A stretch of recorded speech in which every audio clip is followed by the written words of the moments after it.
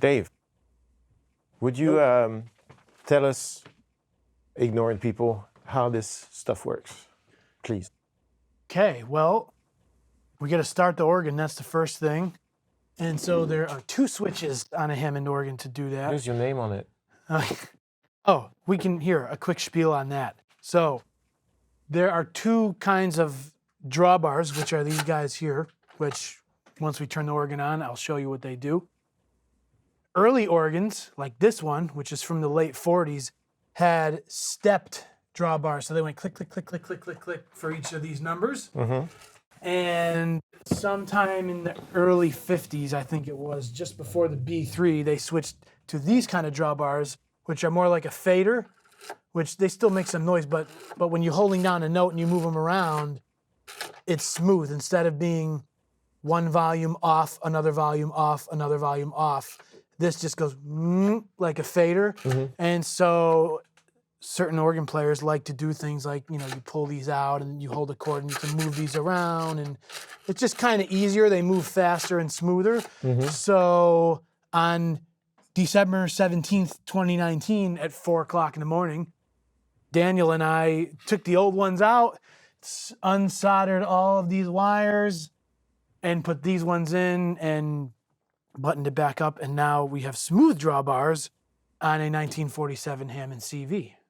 Very He's nice. Yeah, that's the kind of stuff I like to do at 4 in the morning too. All right, so how do you turn this thing on? Okay, so there's 2 motors in here. There's a start motor, which gets this from 0 to 60, and then once we add 60, so to speak, we push the other switch at the same time, and the run motor, or a synchronous motor, comes on, and the start motor shuts off, and that keeps this guy maintaining the same speed. So this makes some funny sounds like this. So here is the start motor.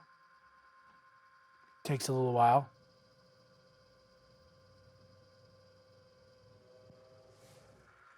And now we hear everybody inside. And we do both switches for a couple seconds.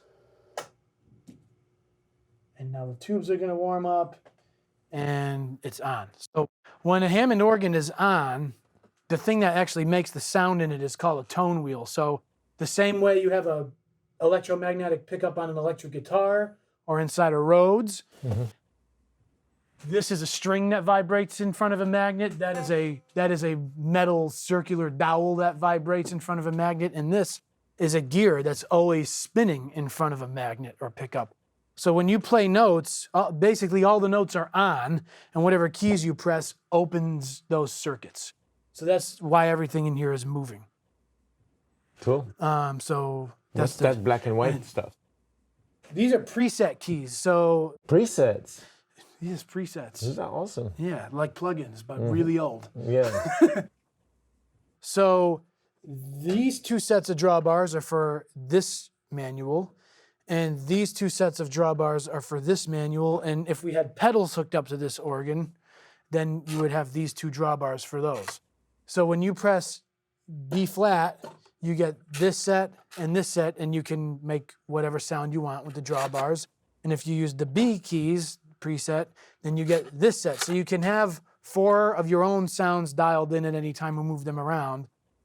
And then the key down here is the cancel key. It just lifts everything back up and you get no sound. And then from C sharp to A are the actual preset keys, which you can look online and find out somewhere what the combinations of these are. They're very old, churchy sounding presets that came with the organ. If you look, you can kind of see all back here. The drawbars, they all go through this preset panel back here, and you're just getting whatever combinations are hardwired of these. So these don't play any notes. They just select the sounds. Yes. So the organ is on. We must now turn the Leslie on. But that means more than just the Leslie. The Leslie has rotating horns in it that are attached to or in front of the drivers inside of it. So there are motors with a pulley system to move those. So that's already plugged in, I believe. And do we want to move this out? Sure. We should. It's good also to keep this away from the organ. Yes. Especially, it's worth noting on this side of Hammond organs, you can see it because this piece of wood is missing right now from when we did the drawbars. Right here is called a matching transformer. That takes a long time to explain all that, but it's a big transformer that makes both manuals work together and then goes into the preamp and everything. And it is shielded with very thick metal, but if you put amplifiers, phones, speakers, whatever, if you put certain things too close to it, you're going to get a lot of extra hum. And who wants that, especially when we use compressors later on and all that good stuff. So I move that away. Most Leslies have an amplifier inside. It's a stock type of amplifier that the organ is designed to connect to. But at Flux, they did this really cool thing years ago where there's no amp inside the Leslie, and there's a line level out 1/4 inch of the organ and a speaker level 1/4 inch input on the Leslie, and you can walk down the hall and select any one of the lovely vintage amps that are hanging out in here. And today we're going to use the one, or start with using the one that kind of lives here, which I guess is a really old like PA amp or something. It is a PA. I like it a lot because it distorts a lot and reminds me of Santana, which is fun. It's really angry sounding. Yeah. So I believe everybody is plugged in. What's that? This is the speed control pedal. So the Leslie motors, there's 4 motors in there. There's a slow and a fast for the horn, and there's a slow and a fast for the bass. When we press this pedal, you get slow for both. When we press nothing, we get stop. And when we press this pedal, we get fast. And that's not stock. That is not stock. Usually it's a little controller on the We have a sort of a stock option, which you can take the cable out of here and plug it into the cable that comes out of the organ. And then you can go Leslie on here, and then you have a slow and a fast, or off. So you have the 3 options here, or you have it here, which I'm a little bit more used to. Maybe it's because I use my feet also. But a lot of purist Hammond guys like to have, there's this, or they called it a half moon switch because it's shaped like this and it's a little toggle right here. Yep. I like the foot thing. Let's see, what do we got here?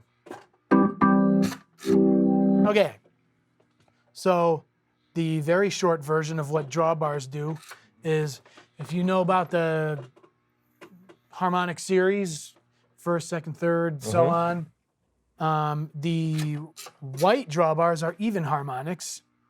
The black drawbars are odd harmonics. And you would think that, you know, this would be the fundamental because it's the first one, but technically, because these are brown, this is the fundamental, this is the sub-fundamental. They look at it as an octave down from here. Not what you might think by just looking at this, but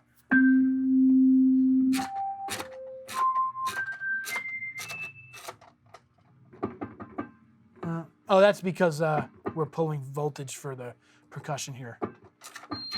I'll do that over here so you can hear them all real quick. So here's all your octaves, the even harmonics. And then here we go the whole series. And then if we start from here. So you're not selecting these to get a certain pitch. It's combinations of these to get certain tones. So if you just hear these by itself, you hear octaves, but if we pull them all out, you hear those 4 octaves at once.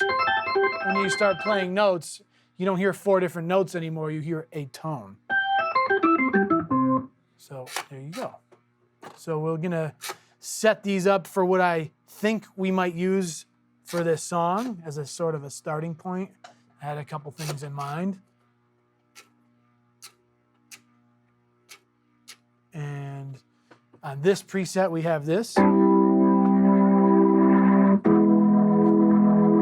then down here, we have something similar, but if we want to play some bass notes, which we have a bass player, so we may or may not do that. This is a similar setting, an octave up. So I can play some chords. And then if we want to really interrupt everyone, we go to this sound. which is the big one. So Okay, great. here we go. Let me mic this so that everybody can hear it better. Yeah. What about that vibrato control there? Oh yeah. So you have chorus and vibrato, and most Hammonds, and this switch. Some Hammonds you can turn it on and off for each manual. Sometimes it's global. Sometimes it doesn't exist. In this case, you have one switch. You have 3 intensities or depths of chorus and vibrato. There's a switch here. If it's here, it's chorus. If it's here, it's vibrato. So here's what the vibrato sounds like with this sound. So it's off. There's 1, 2, 3. You get a little frequency modulation in there too that sometimes is desirable and sometimes is not. I am more partial to the chorus, which sounds like this. 1, 2, 3. Chorus 3 seems to be the one you hear on Everything. everything. Yeah, cool.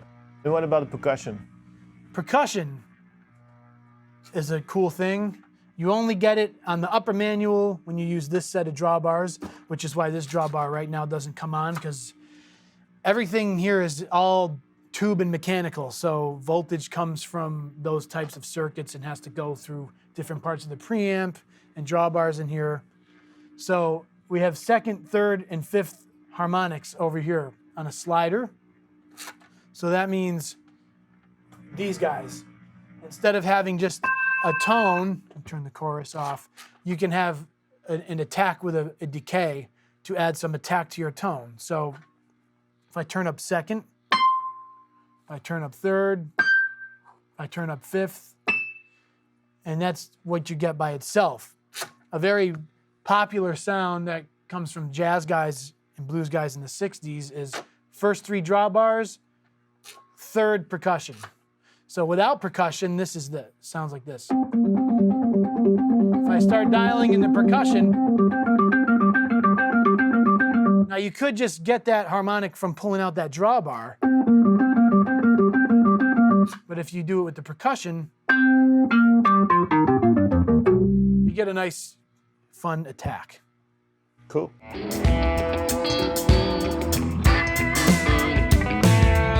Midday sun pours out, scorch the brow of a working man.